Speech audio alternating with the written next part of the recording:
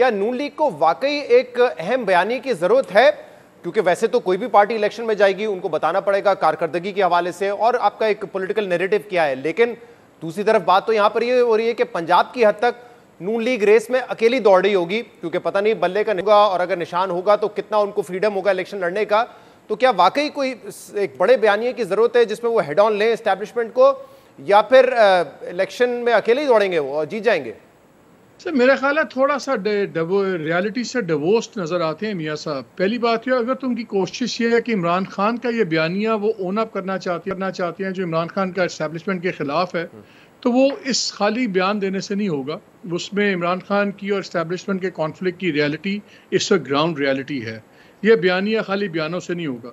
और मेरा ख्याल है बाजवा साहब की एक्सटेंशन जब इन्होंने की थी, ये वो बाजवा के बयानों के बाद दी थी। उससे पहले बाजवा जनरल फैज को बड़ा कुछ रगड़ चुके थे, फिर एक्सटेंशन उसी बाजवा की थी ना।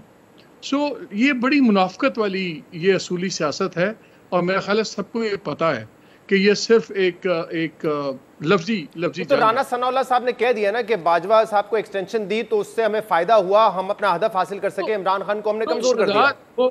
अंग्रेजी में कहते हैं ना, you can't run with the hounds and hunt with the hounds and run with the hare. ऐसे नहीं होता।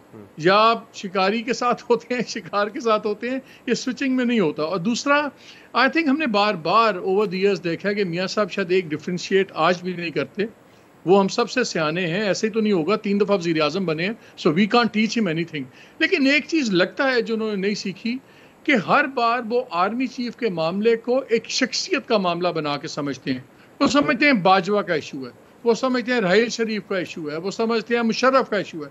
ये it is a matter of the office. ये office of the army chief से क्लैश करते हैं, और ये समझते हैं कि मैं इंडिविजुअल से क्लैश कर रहा हूँ। इसलिए हर बार इनकी नेचर ऑफ क्लैश डिफरेंट थी, एक शख्सियत डिफरेंट थी, लेकिन उसका रिजल्ट एक ही था, because it was the matter of office. जैसे कि आदिल साहब ने कहा कि हमने पहले देखा है मुख्तलिफ अदवार में वो एक पोजीशन लेते रहे सिविलियन बालादस्ती के हवाले से, और उस वजह से उनकी लड़ाइयाँ भी हुई हैं मुख्तलिफ आर्मी चीफ से। तो अब आपको लगता है कि वो माजी की तरह ही जो है हुक्मरानी करेंगे, गवर्नमेंट चलाने की कोशिश करेंगे, या तैयार होंगे इस बात के लिए कि अगर मुझे एक सेकंड फिडल भी रोल प्ले करना पड़े तो मैं तैयार हूँ उसके लिए? अब मेरा ख्याल है जी काफ़ी ज़्यादा नर्वसनेस हुई है इनके ताज़ा बयान से, और नापसंदीदगी का और एक सीरियस, जिसको आप कहते हैं ना साइलेंट रिप्रिमांडिंग रिएक्शन आया है, जिसके लिए शहबाज साहब को पब्लिकली बुलाया गया है। ये एम्बेरसमेंट थी। ये PPMLN के लिए अगर देखा जाए तो एक पब्लिक एम्बेरसमेंट है कि पार्टी प्रेसिडेंट एक दिन पहले आते हैं, ये मियाँ साहब एक बयान देते हैं, फिर पार्टी प्रेसिडेंट आते हैं, ये इशू बनता है, और फिर वो फ़ौरन वापस बुलाए जाते हैं। ये मैसेजिंग बड़ी हार्ड मैसेजिंग है। ये मैसेजिंग एकदम गायब होने वाली नहीं है।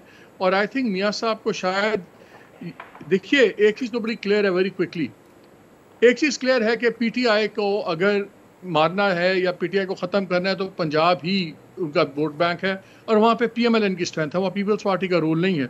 So in this larger scheme of things PMLN तो इनएविटेबल है, एस्टैब्लिशमेंट के लिए भी और प्लानर्स के लिए भी। लेकिन क्या PMLN इनएविटेबल तो है, क्या मियाँ साहब भी इनएविटेबल हैं? मेरा नहीं ख्याल।